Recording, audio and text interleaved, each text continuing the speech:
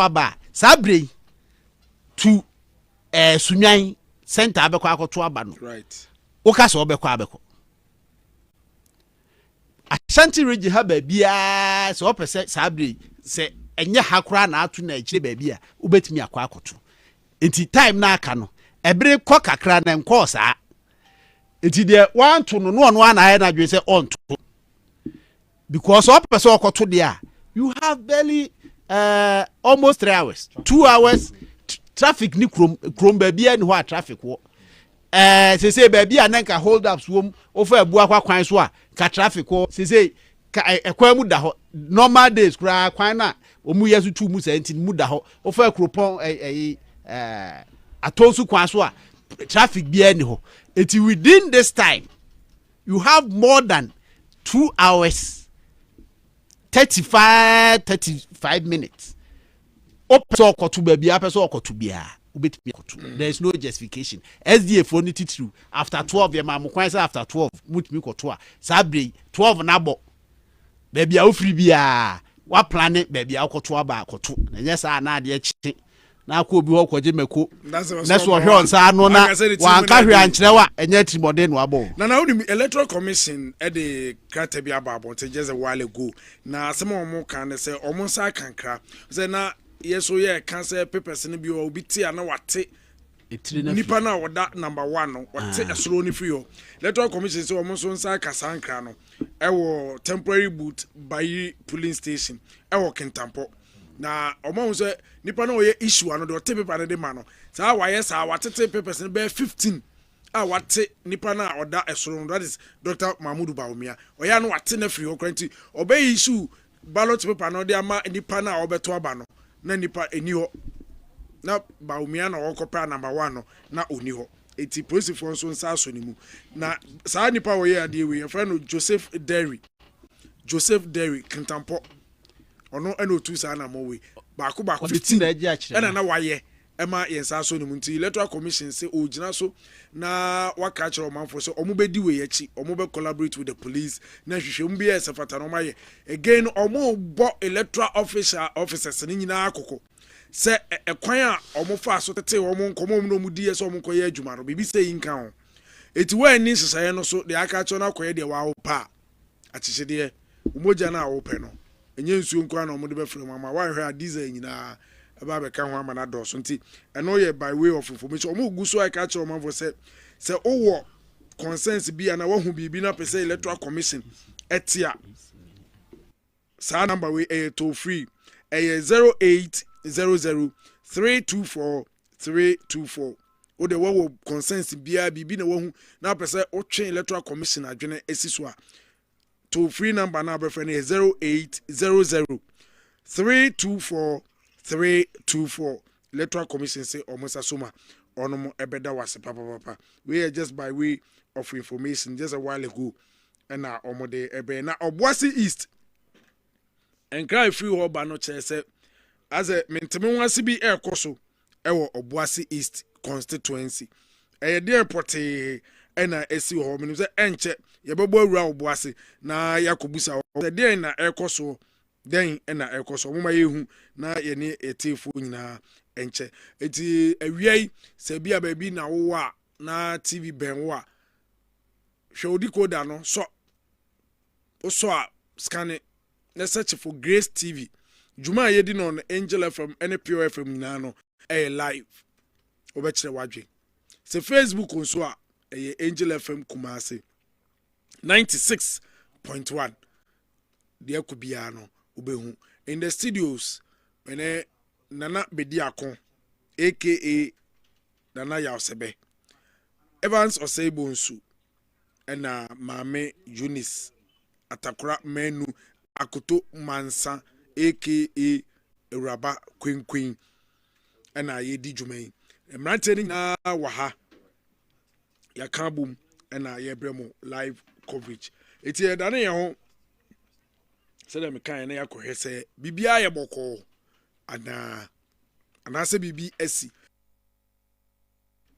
Okay, so Esther afihene afihima me am afihima mami afia na baby a wugina sisi a na ye hen is that anopani mu no na wa adanse asokwan potem ho but sisi e no say na eniema te me so mon hwe se o de ne beto so ama me na mu se afia se oda so ewo adanse asokwa empotem ho ana so se wadane no ho afiri ho se ho a eden ena ekoso mami me mo akwa ba Afihima. Hello. Afihima. Nana. Aha, afi o ahoma no so. Na mibisa se anopa no na adanse asokwa fam ena na wo. Besi sabre ehwa na woda so wo. But before we wura mu no, ohun se yesa ka video. Soja ni a okura tuo. Ena omanfo ne prituo ho. Eh. Mami, na ede na ekoso. No, Afihima. Okay. As a baby, I want no network, no, Hanekakra. Network, no, Hanekakra. My mother said, you bet me as I reconnect Afihima. Angel FM 96.1. Angel. Right, now me pese me ne Afihima ebon komo. But who say on the screens a soldier for ekura tuo. Ena temanfo bi ene omo preso. Omo kura tuo. Ena omo na omo preso duru baby kura no. Soldier ni tuo no. Obi ajire na wo pese oji tuo ni free soldier ni nsam. Eh. But that is serious. Evans. Ohe commentary or video no ho a utie audio ne wo mu na eze soldiers for no edikan share branch bi a ono record video say on show the video. Onjai video now yes. recording. And ono so ye na you say on show video. And I think say penjifo no mo won ya we say military and from my omuntimi mba the police station. Ti branch ya you hear comfort soldiers for you. Na soldier ni ba kon so recording. And ono no bo soldier oje soldier ni phone free ni say this say soldier ni attack the my top form. Nti ho na apre ede ba ho a ede be wie bia be say empo police for no soldiers for no to empo kra no civilians for no any omo pre ho eti me sure say Afihima yenya no ahoma ne so a obema details but utie audio ne commentary na what video na say that is what it depicts because at a point where as a timamufo no nipa omo ya miensa timamufo no ya miensa e na omo ni soldier for mienu e de asem to the extent they do baby soldier ni ba ko wato for man sa omu kutatu and me fear ni say it is a two e ho na kekrewa hwe kekrew oba bi so kura ka ho no so pata obi so onyai but this is serious very serious and armed army officers o take background comment say munji tuo no yes civilians no person munji tuo soldiers for the tuo no but was a soldier for kwa no mo seseche I drew baby o mo chere nyina tutu but this chere na gu for mo no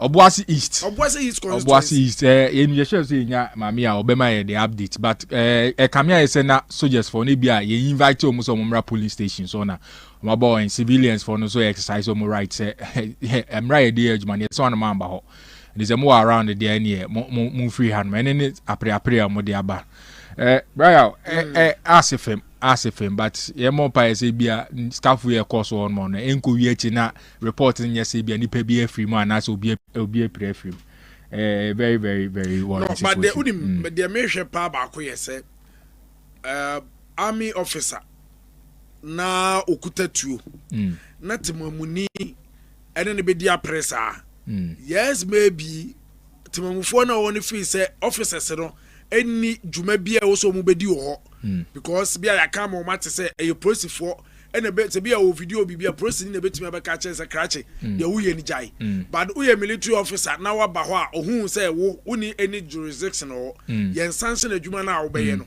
eti de o ye ni so twa bibia because me hwe ba bia nkomo no hwe a sha se fiasa sha se no na enye gidigidi na police soldier ni ne kan no so kan mu yi nsama no na soldier ni ba ko pata brante ne say o de ye twa so ye njai ya kodu ba bia na fe soldier fo ni mienu na timamufo nipa miensa na omo de asi ani aduru se omo so tuo ni mu agere omo no bibia bi se ehu se basa civilians any army officers omo ye armed etimi edi shemu say person G20 free onsema we say enye bibia eye papa say ya je careful we ebetimi do you know kese bi aba that is my concern. Yes, we heard the earlier report lawyer Godlove Ejetin crime my and I said thread there no na devices be kuta NDC agents no more no na those devices no na disruptive process no lawyer Godlove me tia say na omo catch police for say police for electoral officers na catch police for so mu intervene so there subsequent update we got that the soldiers have been invited into the process. Now say yeah, invite police for some soldiers for some mobile so calm have been restored. That's the update we got. And you know, yeah about it. Yeah, say anytime biana be free soldiers for no, they will come to support. But koye say yeah fro now ba ho no ma. I know that day into wasu okay, now we can say background of the video now you show on TV no. And someone who no time to technical team na boy yen hwe say ye betie sa audio na video na say Let me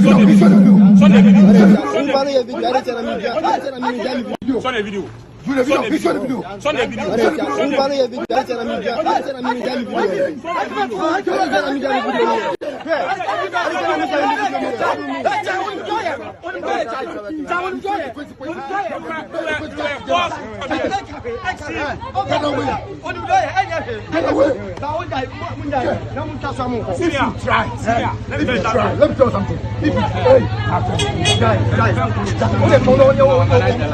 Let me tell you something. And we are going to pay the consequences together. I'm being amazing. Get back. You are not going anywhere. You are not going to the police station. You are not going to the police station. You are not going to the police station. You are not going to the police station. Whatever you want. Hey! Move video.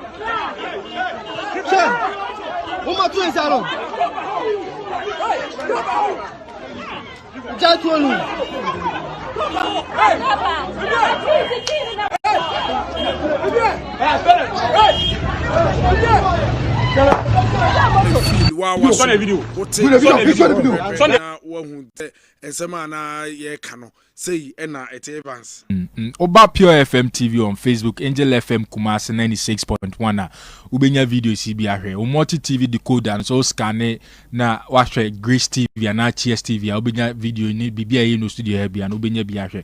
Brian, very very disturbing development in the free urban, but the security services no so monya we say one man na ha mapanyi bi anhye mu kutupa and say obi mark order from above bi na unkudi echi. Senior civilians in elections we no be alert.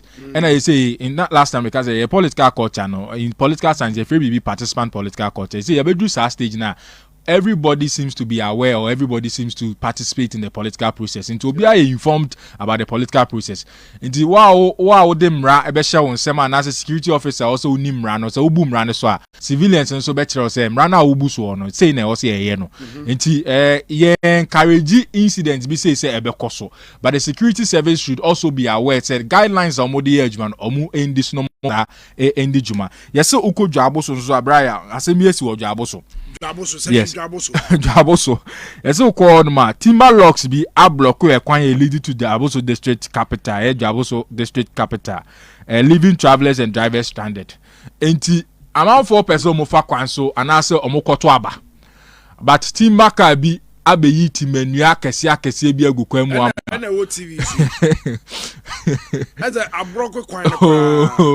Awe abia kwan ni mo. Abia kwan ni mo. Eza wo tu kwan na wako. Akoto aba. Akọ capital akoto aba no. Wow. Timbakara beyi timbes akese bloko kwan ma izi. akwantufo nya kwan enko dwaboso capital enko to maba it's a Van, yes. they me so share me on Facebook. Angel FM Kumasi 96.1 and Pure FM the no so yeah Pure FM TV. Pure FM TV. The same feed ni share e wo. Yeah, say the over no ano do nya Pure FM TV. Ubehu say so Angel FM Kumasi 96.1 and also be or better still on Grace TV. We are live. Brother, when you young Kumau. Now, wait, almost so move a year to make me a year, we are about 5.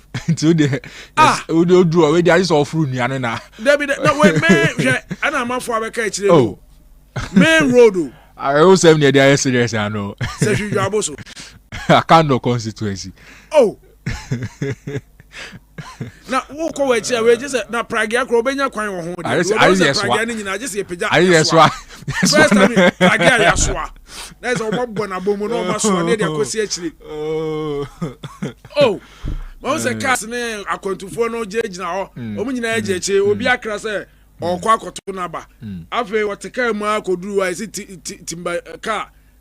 Wakonya kwensia wo se why dem wo yi nua ni nyina ji agukwan no me kwan no ablock ebi nko ebi ma na no poku agima ene dey update ibrahim ye so se mga benya na maye na poku agima o se baby in a minute or gada info bi aka ho na je se wabana oni tifo oni yahwefo aba abeche na thankfully na poku aba homa no so memuza na se se no ebi ana we de esi ye no break akra bam tibi omati omo anipa na apagya na nana bako Omin bi ewo o background o minim say if you are dan ho kaka na hwe ba menu ya otemenka e better pass si ya meto nka okay dwabo so no fine potty e na say nua eyi aguo ba menu ya o ba be pim ewo dwabo so a omo amunim dwabo so ye pa no free asanyo so benchma kwantempon so na okọ eye bonsu kwanta dwabo so nkwanta na chese wo de amane de awuram ekọ dwabo so de district capital na nkasa kronim na sane de sa kwan ho na sa kwan na de wuram dwabo so kro na nkasa mu no ade a nnua ka no de apapa log na ya papa no anyi timadua no ebi eba betwoko ewo saa kwan na so a ba bia ene timadua no adwure agu na ho no ma saa stretch na nsane ne ka ba beloko amma edom a ebe ka kwan divia na ebi nko ebi ma no na esoni na ensese ka kyew na ene so the same saa kwan tempo na edi wuram ko dwabo so na ade a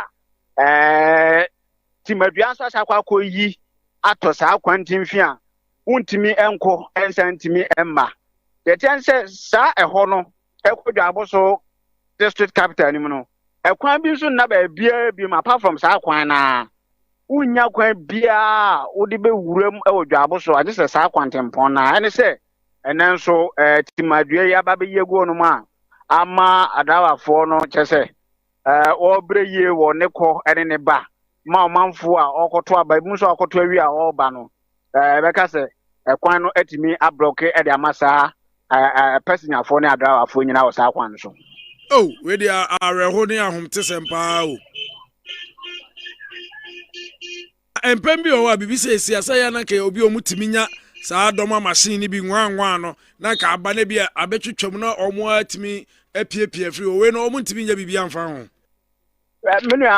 menu ka said na opposition for ewo ho omanfo no so aba betwa ho Ashanti o pese obenya doma ni bi na watimi aba betwetwam na obeyi nnua no afuro no mama kwantempon na timi adem sanse bi wa akira omozo ehia so mkoto aba ewo dwabo so district capital honum na sanse dwabo so na nkasa no abatu yankasa na ehwa ye hot papa kase dwabo so nya hot na ye boa dwabo so ye hot papa sanse nipa mienu a wo gina no onyina no ayenkofo a obia ayese deputy minister of finance Dr. Alexander Pabin ejina madi ama MPP amanyuku no sanso na onimunyafo kwabamita kando no akọ 12 years na osan akobiem a ono so o hwe ne parliament de wa osi ekasa na oye active for parliament on also about the 4th time no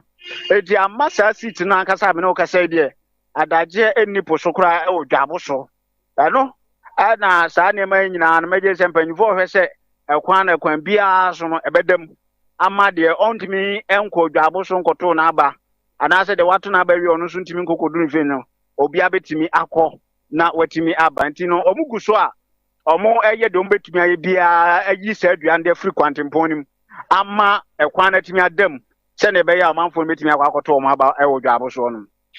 Okay, Nana Poku medase papa megidi se yebeba ho bi mu no na eye asomdwe na bibia yebokọ yetimi akle kwan ne mu ama omo kọ ne omo ba no omo nso anya kwan atu omo na mo tie yedase nana yebese aba ekiri me no am se medase awie yenua Nana Poku sehwi dwaboso na yebowura ye ne no ekọbọ nkomo na yebekọ Greater Accra nkramantam mu MPP omo campaign headquarters na omo ye press conference see Dennis Miracles Abuaje and in charge of communications for Dr. Mahmudu Baumia campaign team no Dennis ewo o kasa sisi na yekotie de ekoso.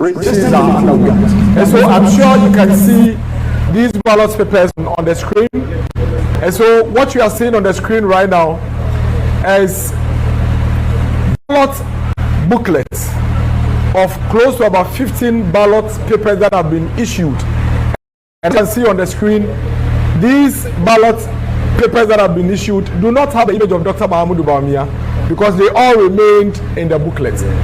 This is a very, very worrying situation.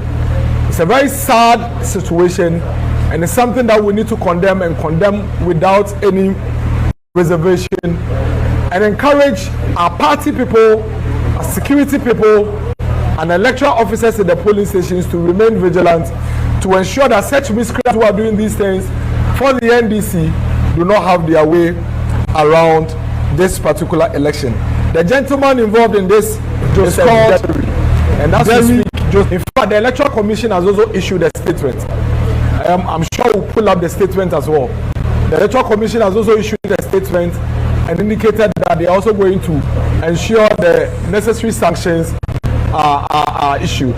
So please, let us all eschew from such unnecessary and evil actions that cause serious dent on our electoral processes. It is quite worrying that even in 2024, we still have the NDC trying to pursue such crude ways of manipulating our elections. And the MPP is calling for Joseph Derry's prosecution, immediate prosecution, because whatever he's done clearly was a deliberate attempt to disenfranchise the Ghanaian people and the Ghanaian voter and to deny them their fundamental human rights to vote. And this is to let every single individual that has also been engaged in one way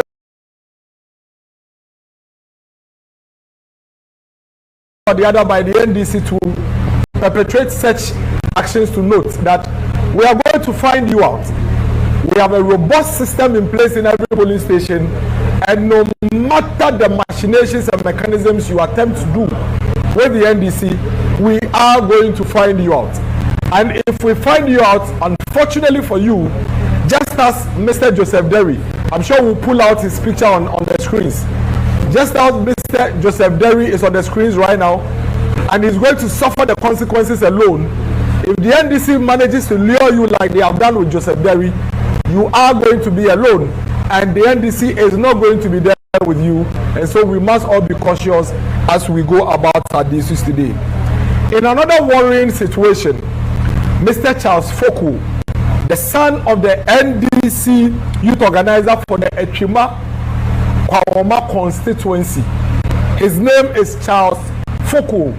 He is the son of the NDC youth organizer for the Echima Kwawoma constituency.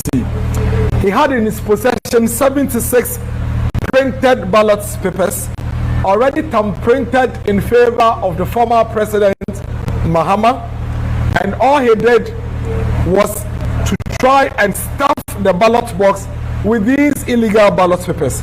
But like I keep saying, we have a very robust system in place in every polling station. And again, Mr. Charles Foucault was caught and arrested. And as we speak, he is in the custody of police. We have a video of the incidents. It's been widely reported by the media, but I think it's important that we make the point again that why would, and please play the video for me, why would organizer of the Chima and Kwama constituency, the NDC youth organizer, encourage and hand over to his own son, hand over ballot papers to him to go to the polling station to go and cast his vote and dumping these foreign materials into the ballot box? It tells you the mindset and the thinking that the NDC have in these elections.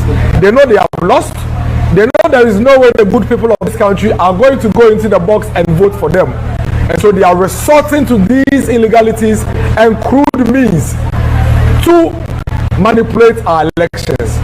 But that is going to be extremely difficult for them because the Electoral Commission is vigilant, the security services is vigilant, and our ever hard-working party people in each of the 40,000 polling stations are vigilant and are high alert.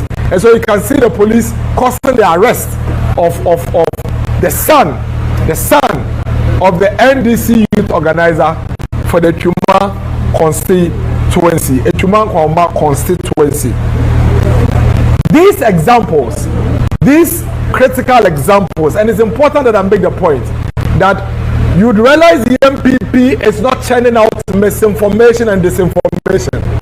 What we are doing is to highlight specific issues that have gone on, that have already been actioned by the police and the Electoral Commission, to ensure that we encourage every Ghanaian to also be on the lookout and be on the watch in preventing such things to happen. And these few examples clearly is I believe that the NDC is engaged in a deliberate attempt to disenfranchise the Ghanaian people after they have realized they have lost the elections. And of course, clearly, with the numerous arrests that is going on, it's clear that they are failing at their strategy and they are failing woefully. And so if you're an NDC agent, you're an NDC officer, you're an NDC friend that has been engaged by them to execute any other activity from this moment to the next few hours before the election ends, please be reminded that you are going to be arrested, you are going to be caught, and when you are arrested, you are going to be alone. And so you would advise yourself and ensure that you do not engage in whatever it is that they have actually tasked you to do. The EC officials have done tremendously well, except for the few accomplices of the NDC within the EC. But the good news is that even for those EC officials, you have the Electoral Commission swiftly taking action and dealing with them. And we commend the security services also for the good work they have done so far. Be rest assured, we have a very robust system in place that will not allow such manipulations to succeed. In that vein, we restate our call to the Ghana Police Service to give us the status of each of the single arrests they have made for each of these criminalities that the NDC have been doing since the last 3-4 days. And we need to bring these things to the attention of the Ghanaian people, give us a status report, and we need to get any other person to note, to get to know what has happened to these criminals, so that when they are also thinking and planning to do same with the NDC, they will be cautious. To our very good Ghanaian people, be rest assured that we are going to increase the vigilance at the polling stations, and we call on all of you to join us in this endeavor. We believe that Dr. Mahamudu Bawumia is winning these elections and winning it in a very big way. And that is why we want these elections to be free and fair. It is our elections that we are winning, and we do not want the elections to be disrupted. We are committed to a peaceful process, we are committed to a transparent process, and we are calling on every Ghanaian out there to join us in this cause to ensure that your vote would count, and that at the end of the day we will not be having an illegal president, but we'll be having a president that has been voted for by the Ghanaian people and by the people who qualify to do so. We trust that each and every Ghanaian would exercise their right to vote and will not be dissuaded or be intimidated by the selfish acts of the opposition NDC. We encourage you that in the next few hours before the election ends, please and please again, go and add up to the numbers. Step out, go and cast your vote. This is your moment, this is your time, this is your time to show that you are a patriotic citizen. Go out there and cast your vote and also make your voice count and make your voice also be heard. Remain calm. Do not be worried. We are with you. We are committed to protect your vote, and we are going to work with you from now to the end of the elections to ensure a peaceful, free and fair elections that will reflect the views of the Ghanaian people. And we are confident that seeing what is going on, sensing what is happening, clearly Dr. Mahamudu Bawumia is in the lead and is going to win these elections. The NDC is jittery. The NDC is worried because they came into these elections with one strategy.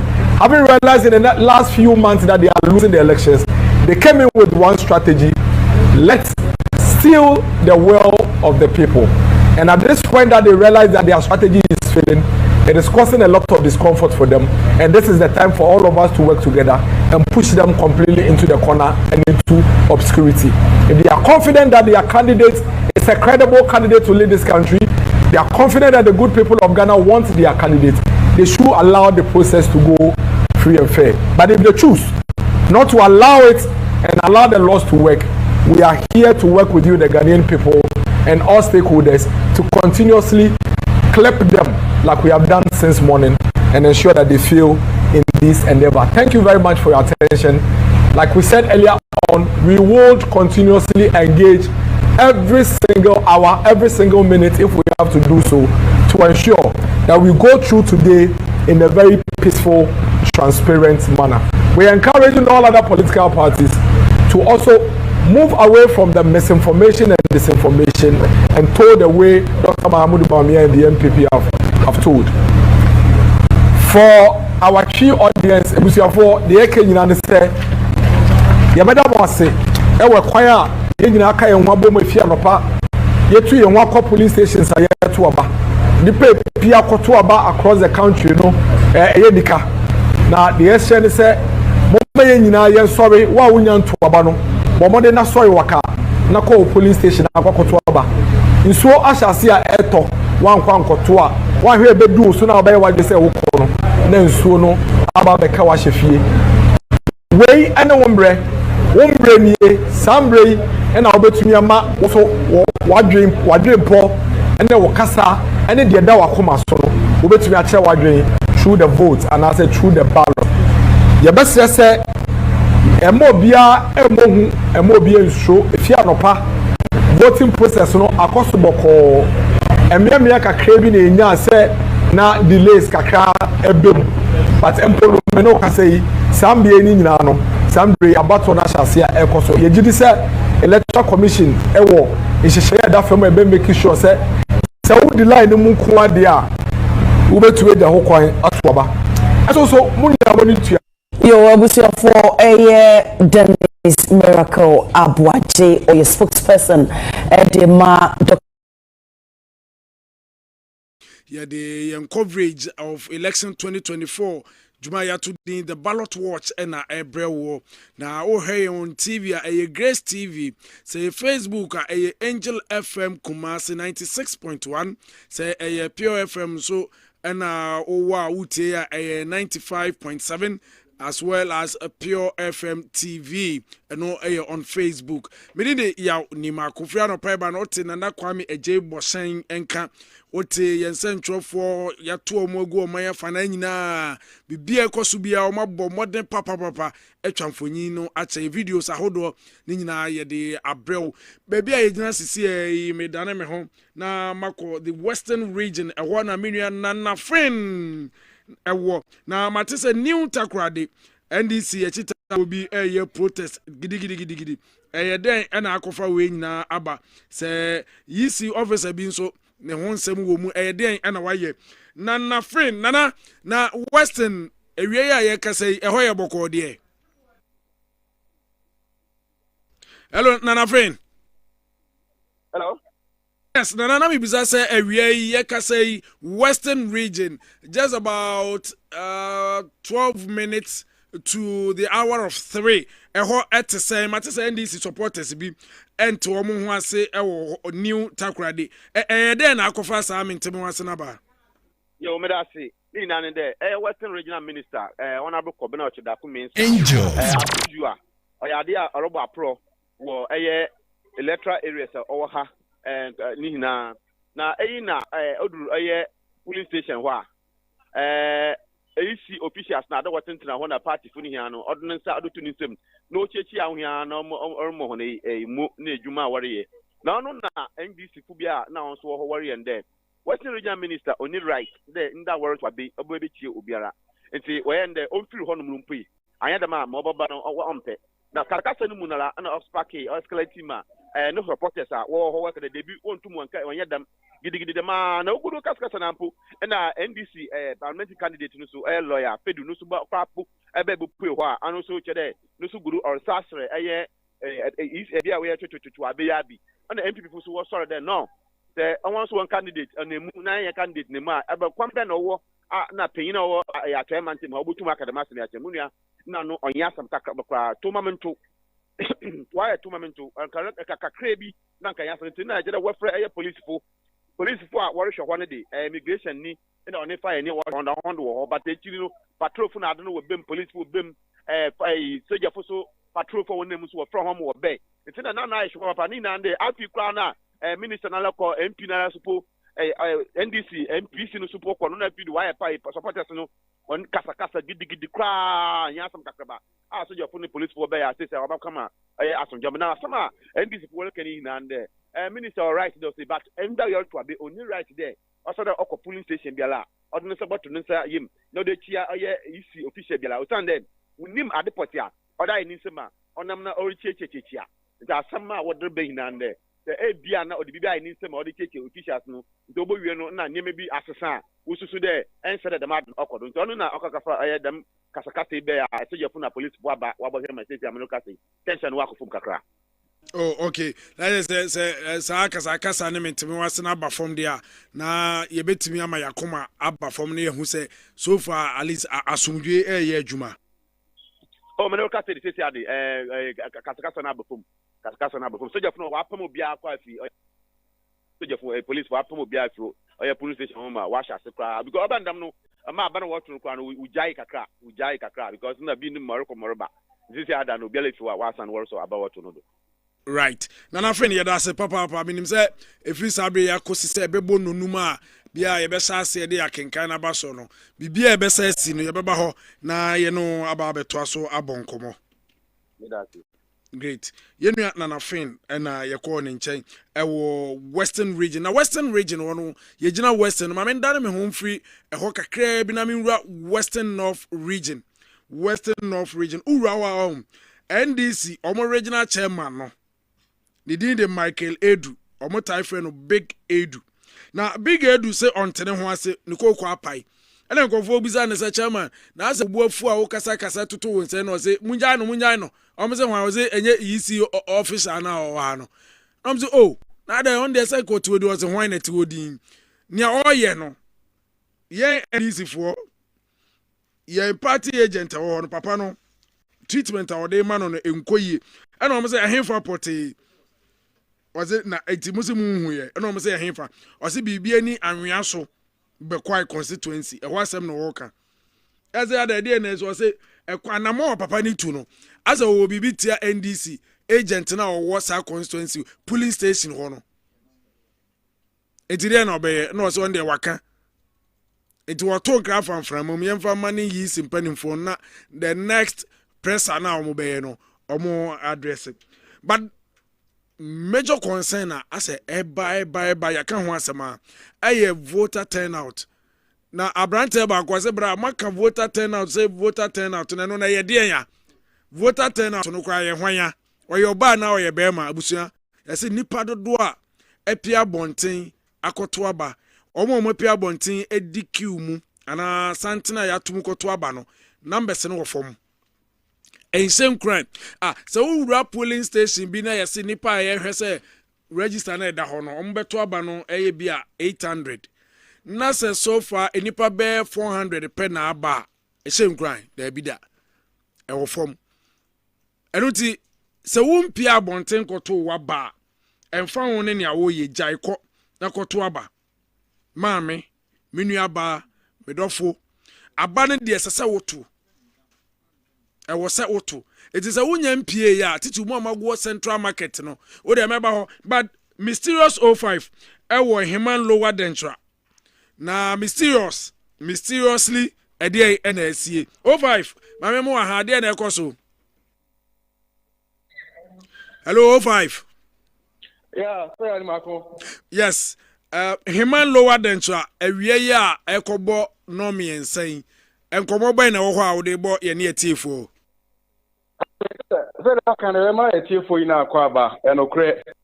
Aha de basabasa no nyame ani munye enya de se bi ekoso e wo ha na mom na de ba ko a e ha adwene wo ha pa ye ma wo so mokoto aba na nso minim de asie na nso so mbekọ akwakoto aba no aye den pa wo hye obi kura na obisa na wode meko na nso still na dodo na emaye ukopiem e wo heman Methodist primary 1 nipa wo so moto aba 462 but say oni makomi no ka say nipa ato aba no just 40 462 no nipa 46 pe ana ato aba heman Methodist primary 2 nipa wo ato aba no 384 but ya ka nipa 60 pe ana ato aba heman Methodist JHS1 nipa wo ato aba no 594 but nipa ato aba no 106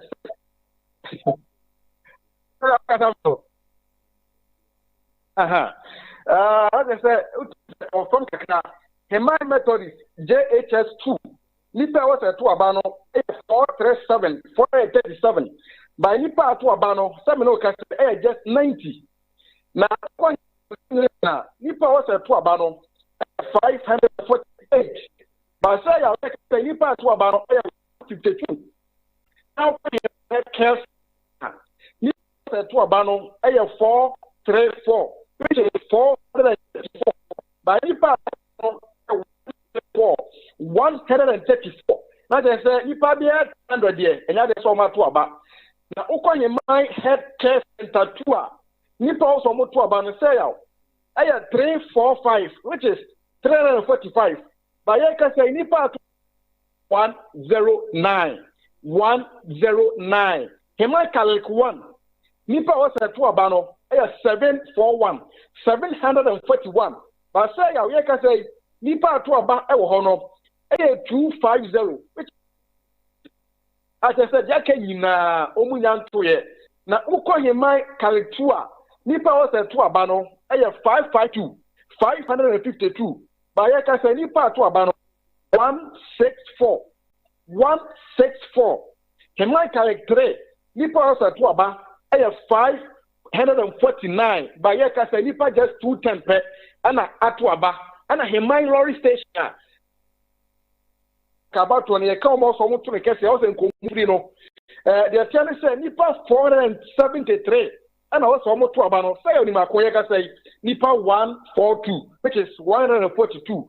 Epe anatimi atuaba enti obatwefo hema lower denser district twefo hema udua de tell basabasa na de enya de se ebiesie na emomu no nipa wo so mokoto aba no na ewo from army no ka usi obi kura na obisa na de oka ne se mekọ akoto obi so se aba no matoa mabre ni nyamfa so obi afiri so obi so kura be ka se aba no kura no ye do ba ko mu di bi ansa no ba nti o ma ma bi a ye nkonkoto enti ye hwe last minute e bi a 5 nya mo ye ne de se ya ni makon e bi a ni ma betimi asesa right 05 na Human lower denture kindly when a MP seat no party bensem.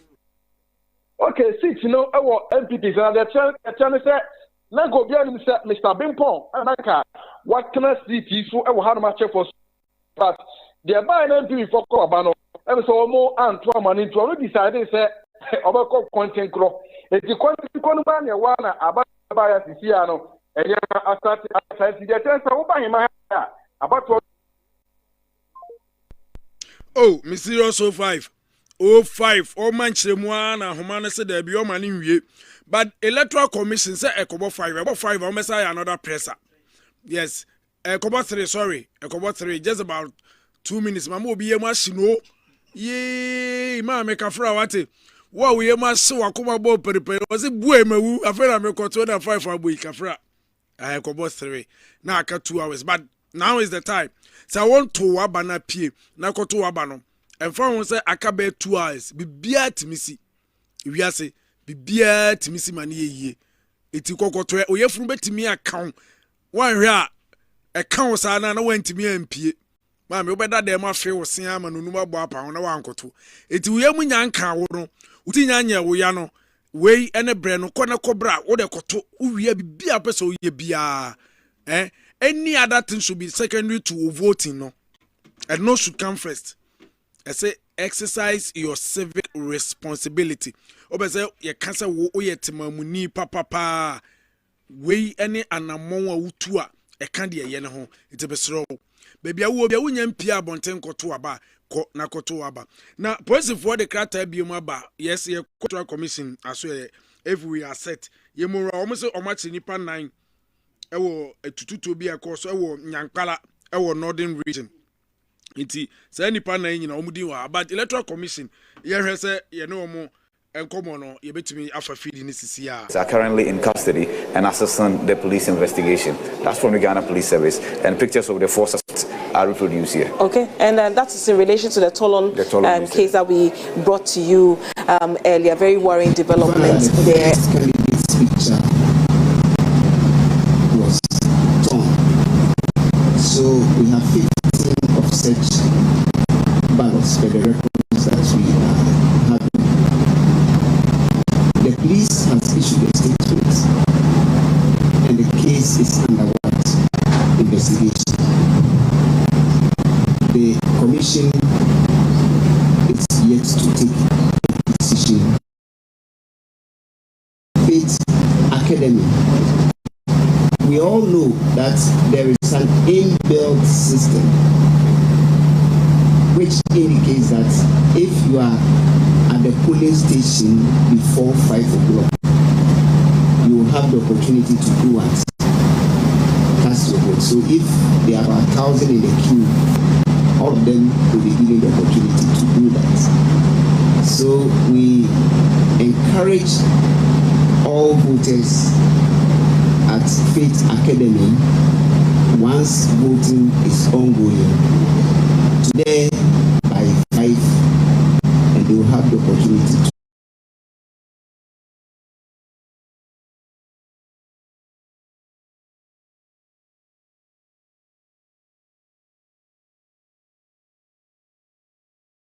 that place on any of the disaggregating sites. On any of the disaggregating sites. Thank you, sir. It is for consistency, that's why we say use this and use that.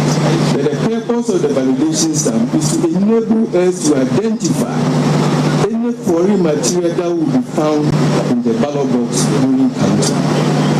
So even if it is swap, it can still claim that. What I mean is that even if it is swap, it can still play that way. You look at the spirit of the law, the purpose for which it was brought. That is the most important thing. Thank you very much. Thank you very much, members of the press. Our next update will be at 3 p.m. We will continue at 6 p.m. and then 9 p.m. Thank you very much. We'd like to thank you. Right, so Electoral Commission, Omo headquarters, and Komo Efihoba, and I know Abese no, Omo Maximu, Omo Kabia na Efa Pusifo, Nipa Naya Pusifo, Cancer on Saso Muno. The Sa Etutu no Pusifo the statement about Bontin. Na make I just say Yankpala, a whole and almost say our northern region. But near a nam so Etutu on the course or no statement and anchor. Say obi koto aba anaasɛ obi yɛ dɛn ɛyɛ hefa pɔtee ɛna ɛsii yɛ deɛ ɔmo ka ma yɛ ho ane sɛ ɛyɛ nyankwala nipa baako afiri mu ama ɔfoforɔ nso ɛpra nipa nnan a polisifoɔ so wɔakye wɔn mu no Majid Isa Fodi Isiag Kamara Yakubu Simialia Alhaji Bashiru Muhammad saa nipa nan yi ɛna ɔmo polisifoɔ nsɛm a ɔsɛ ogu so a ɛyɛ nhwehwɛmu na ne opra yɛ no nso ebisi sɛ meka sɛ no ogu so a ɔgye ayarhwɛ ɛna baako na wafiri mu no nso ɔmo ɛde emu no akɔhyɛ mortuary na kyerɛ sɛ nhwehwɛmu no ɛkɔ so wei ɛyɛ polisifoɔ nkra ɔmo ato yɛ the update a yɛnya free reporters a ɔmo grounds nso kyerɛ sɛ ɛyɛ gunshot exchange between NPP supporters ne NDC for ɛna ɛkɔfa ɛyɛ nipa baako a wafiri mu aba mmienu sustaining gunshot wound as to the reason tia there was an exchange of gunfire between both party supporters ne deɛ yɛnyanyaeɛ ɛna witnesses no more on obiara suro nti na obiara mpɛ sɛ ɔbɛa even approach the media to give these details but the reporter de call hɔ no no ohun sɛ na nipa na asɛ bi wafiri mu no ɔda fam in a pool of blood and yɛarahye ebi kɔ nti na it's established that nipa na wafiri mu no has to do with the election process na ɛkɔ so no ɛna a gunshot exchange between both the NPP and the NDC happening in Tolon Nyankpala constituency and as a Tolon Nyankpala polling station ade we nyina aba a very sad development but the NKT for say no misabo enti no say one kan ho anko abonte ankoto aba no num no bo e ma wo ento aba but so ko na the queue nim na no num ebon ko ade ebe mo ato aba and abato no say na political parties ni nyina e kan e dache nti na yetu aba is about our future. It is the opposite of future. When you opposite taking decisions, ebe boa wa anga oboto mu asetena mu school come economic situation ebe affect you positively there. Go out there. About also unsusanso. Yana that yana etaka about also nimfa so about also nimsusanso. About also unsusanso pa. It is one kwa bonten anko take a decision and that's one ko to aba and take part in the process. One show yana the outcome no cotton ya open no enti no ya wofo no ye nuanom ye namfofo no mesrel fa phone nefro bi it's a sacrifice that you can do earlier na akoto make the point that about to it comes once every 4 years and it's the one taking part in the process now obenya time I take part na 4 years time you have to endure enti no ye mfrefre ye namfofo ye mfrefre ye nuanom mo aso of voting age or register ye okuta abato kata no yem friend no na onko abonten koto aba mehu se production team no the pictures vi ato screen so right I say okọ pon Katamanso constituency ababa ya odaso yes she was suspected to be a minor despite possessing an ID card intino omo question no but the fact that said no a minor ketwa de wo mse no okuta card okuta voters card all right okuta voters card hu ne say onuru emfia odi 18 na also ultimate to aba the electoral laws na chess so far as nipa no when the din register mo dey e do about to so you cannot challenge exactly event tie hu na be ka so 15 years nso so wonyina pu a 18 so ukoto no police station event that's event no ye kese a wadro sa dia bro so mami minor no even as say minor 2 years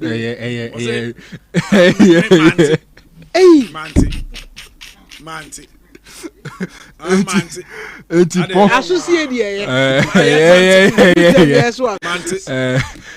enti so far as our voters ID nko ade o qualify say obeto aba in fact so voter ID mpo ayi akra na okwa yebe mo ato so far as your checklist na odin wom yebe ye facial recognition ne aba go through the process wato aba de bia nim within 2 minutes 3 minutes ubetimi aba fi aba beto ofufu ni die so aba be akakoto banch aba ofufu na say raba kwenkwenkwa no akoje kwara ubetimi aba baba onem ade aduane ne kama enti no ye nyina ye nkwa bonten ne ye encourage ye na afofo ye encourage ye nuano ye encourage ye busuafo say ye nkoto aba ne ntike decision for all of us.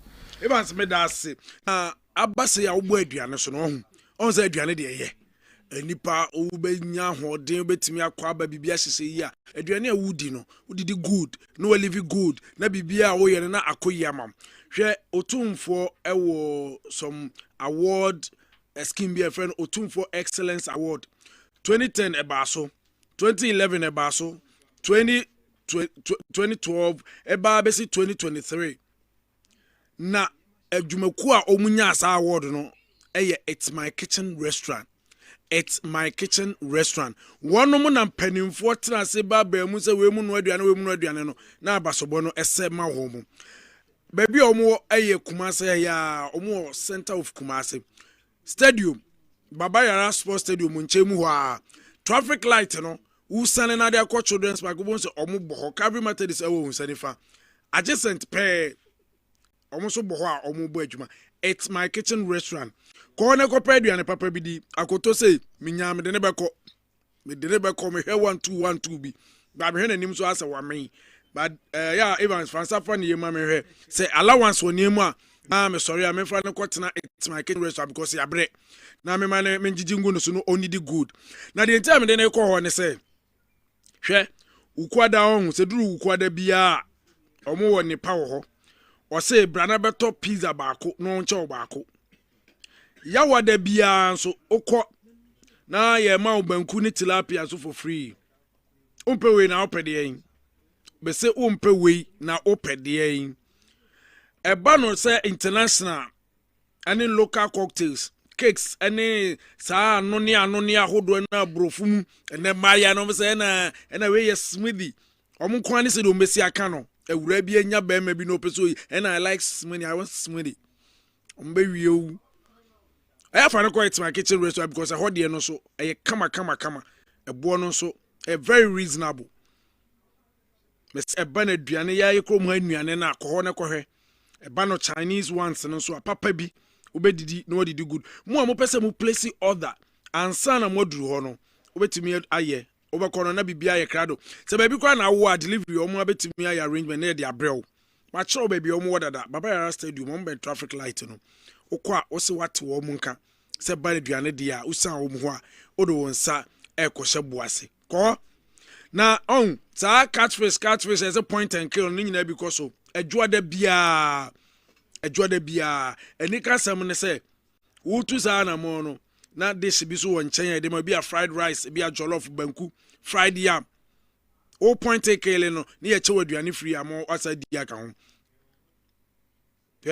anoni ahodo flavors ni nyina bi ewo ugina ho na no ne ye de amawo eye de na wo pe pineapple ginger mango mixed fruit anase tangerine anase orange ni nyina bi ewo It's My Kitchen Restaurant ono anu mbobon koma me so 0248 86 5046 0248 86 5046 Ose Angel FM 96.1 ana Pure 95.7 ene yese bra ho no mbe yo fine wakasa bad sabe tonsam akase okoye no we no ho no me ensa abo apan sema no du me ensa yese ye keka furu ne keka madam pan ye ka bre ne kire no na chese abato no enche na awie ye maame a wutie mi aya wota ye na me de me nto ena asomese ne ho ye mahinti wo de ekọ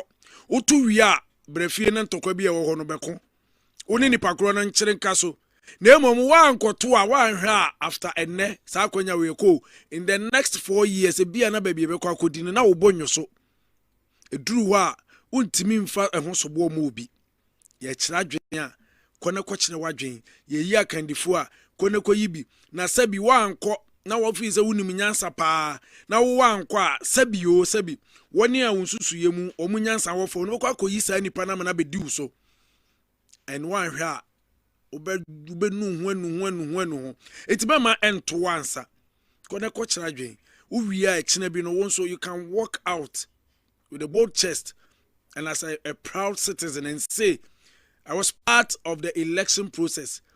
I was part of those who selected or elected this person to become the president. I was part of the process to elect our parliamentary candidate or the person who is representing us in Ghana's parliament. And so wherever you find yourself, if you are under the sound of my voice, I want to encourage you, just step out. Go and vote.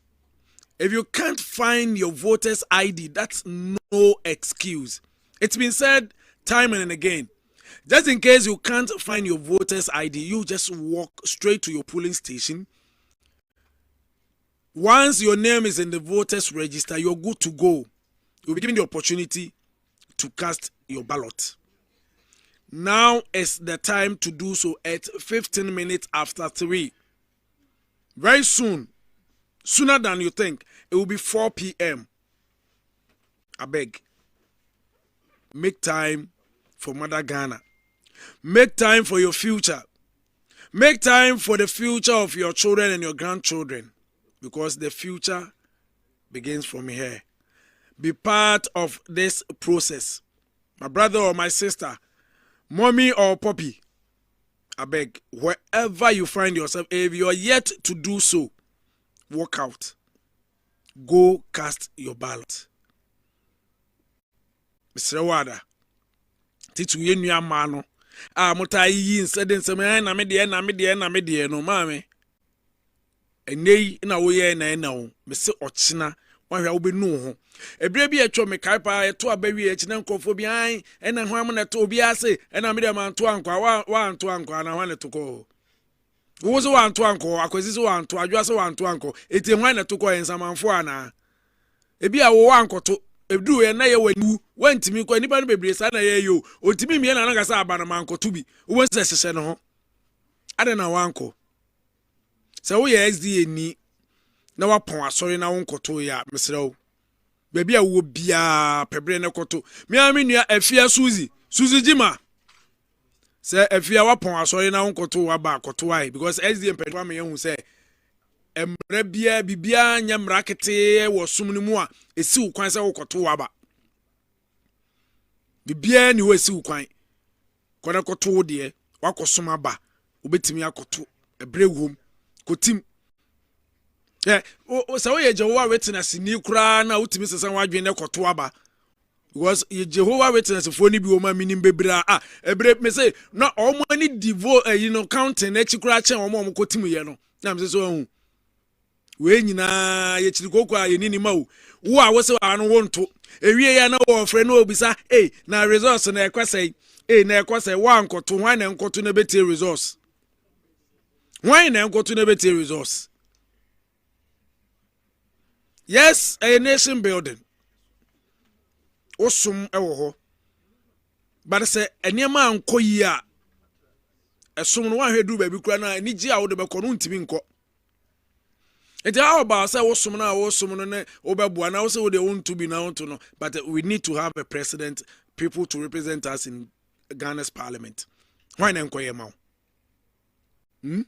Why na enkoye ena na ya na adoso ukonkofo amanso a eye omo a omo hu ne se eye omo asade se omo beye ye ha de tirimude pa kofo timi omo de e wo Ghana de bia na yi e ho ano de bia eti wo fie now say asomese na obente ho ye wahin e wo party A or party B. I'm not interested in the particular party awokoto amano. The point is that abonte na koto.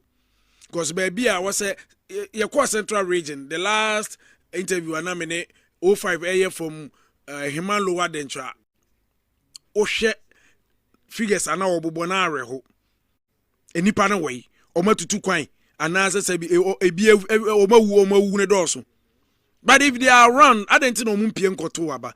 Na owo register baby nipa bia over 400. Na ye kan just bia 120. Baby we are 40, baby 50, baby enuru enko baby ya. Adena mo yesa. Mo amu central market.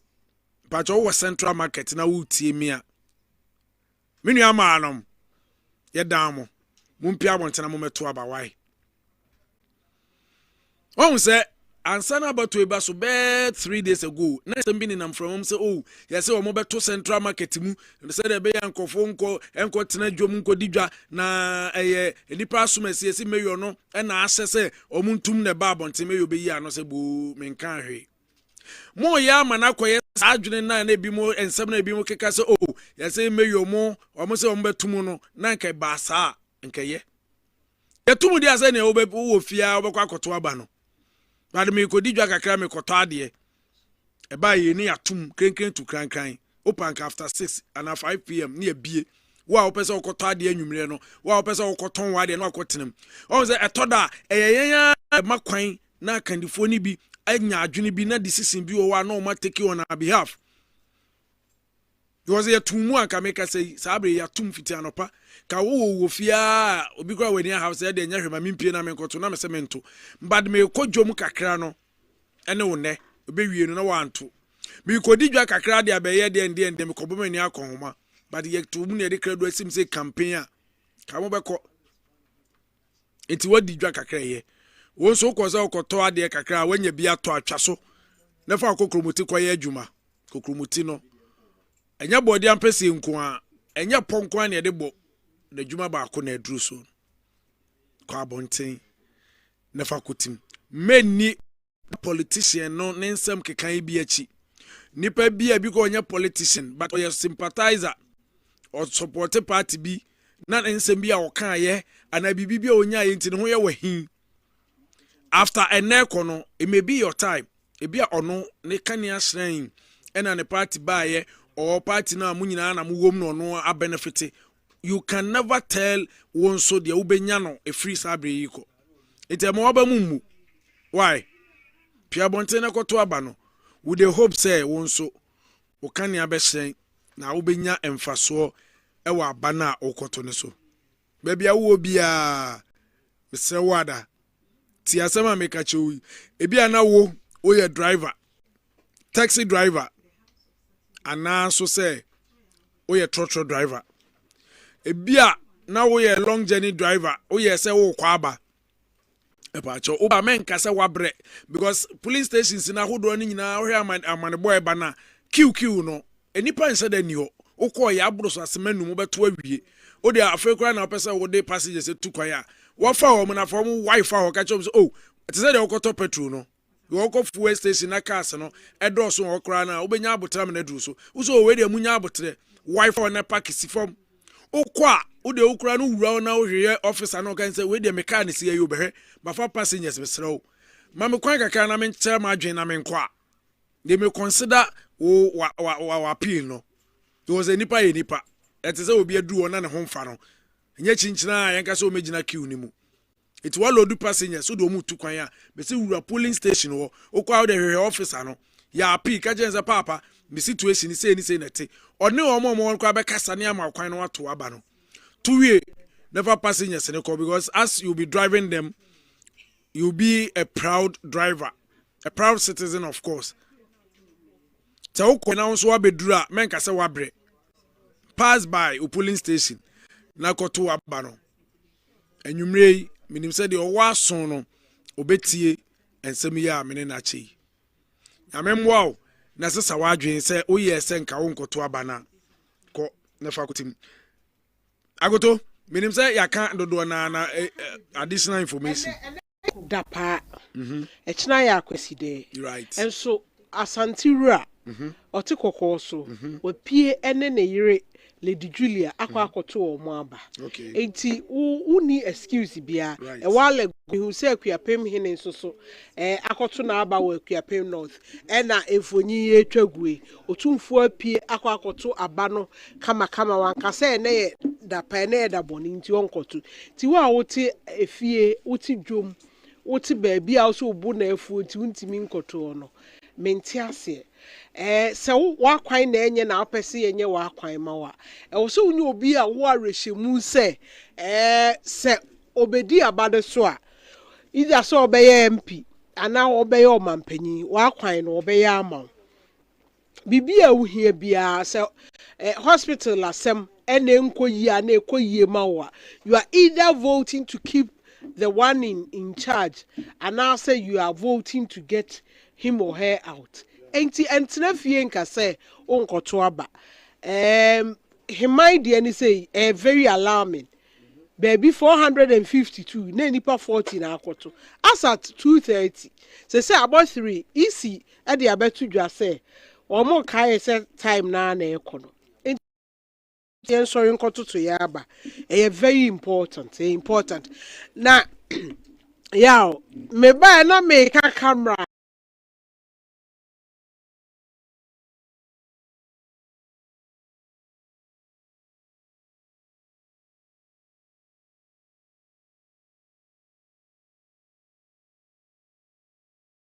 Nasem body cam Nasem no.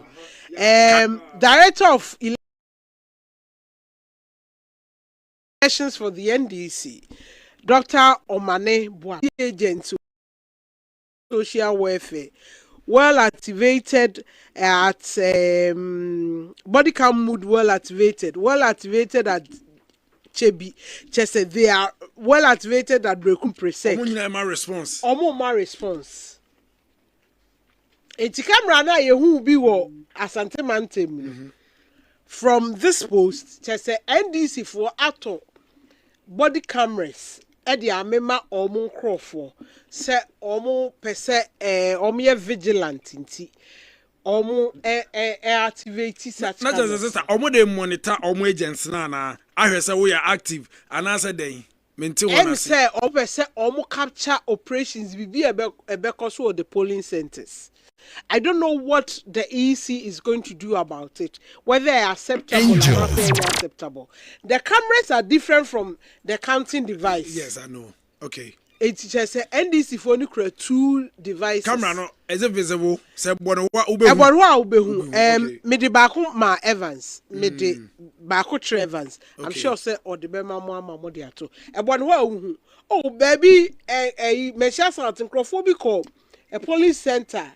Nipa miensa na ebi bobo omu nyina na omu ede omu ma police enti ede confusion bebre ba but minim sebia iPad meetings ni ade no omu ni easy kai ha na that is screens ni so so omu ni easy kai ma easy G2 mu sampom betimi de such cameras surveillance cameras around there. I have no idea because as you speak he's in so encan wasem just like our device also earlier we can send for raise concerns about device but the EC ebe first briefing assuming said that I'm not here or I had not gotten to their attention now after our first briefing on or my subsequent ones but still they've not said anything about it is that omu from so be our home and they should let us know. No, man because cannot be the confusion about the sentence. Exactly. And he said, "Moon classified as foreign materials and hydrogen. It is okay for every party say ombebo vote to buy there. Let the people know." So that some who say bibo biata so exactly. Yeah. Exactly. Yeah. It me nimara easy. Say be off record of I think say the parties exactly. Also taking it up. Normal share. How far can the cameras go?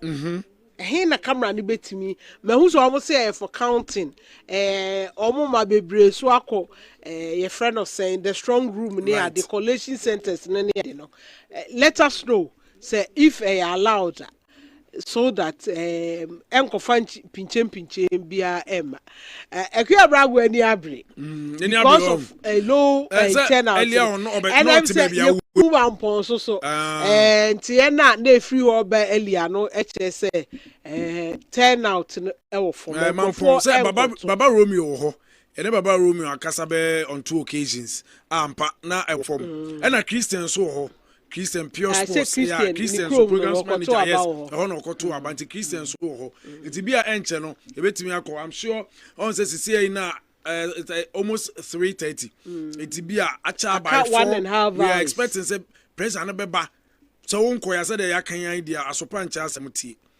odofo ya kan kire sister e ma ne nyansa ka bibi kire onu ama no e ma ne nyansa very important say NPP so on for so amount NDC so on for so amount cheddar de ne dey task force honorable Alanche Martin